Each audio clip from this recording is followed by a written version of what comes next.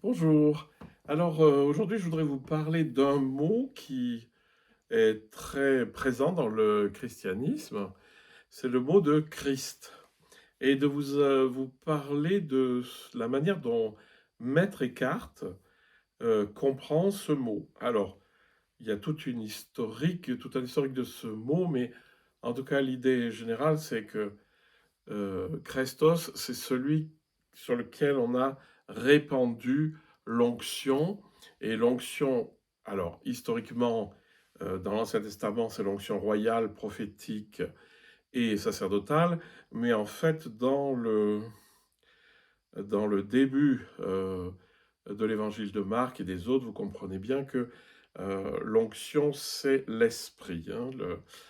C'est dans le baptême, c'est l'Esprit Saint euh, qui se répand dans la personne.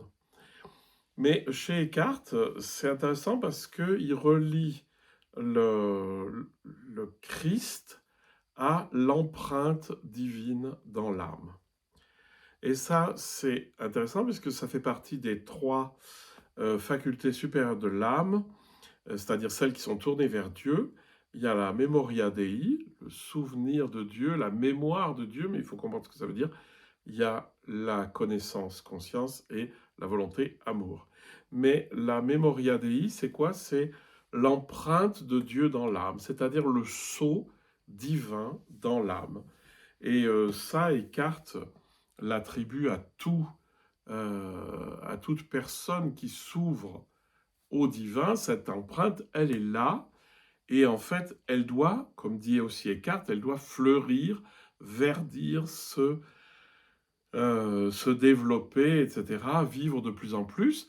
C'est ce qui correspond en fait à ce qu'on doit traduire le royaume de Dieu en nous, et que Jésus décrit souvent à l'aide de paraboles.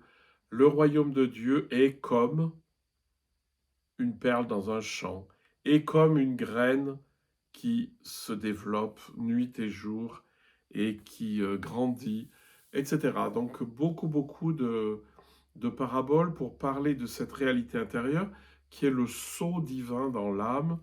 Et Jésus nous invite à laisser cette réalité divine se développer en nous, prendre toute la place. Et Eckhart l'a bien compris aussi, en identifiant cette memoria Dei, une de ces trois capacités supérieures de l'âme, comme l'empreinte. Et c'est donc c'est un peu comme les matelas à mémoire de forme. Donc l'âme est un matelas à mémoire de Dieu, donc le sceau divin dans l'âme. Donc voilà, c'est une belle manière de comprendre ce que c'est Christ et de devenir Christ, c'est-à-dire de laisser cette empreinte se développer de plus en plus en nous. Bonne journée.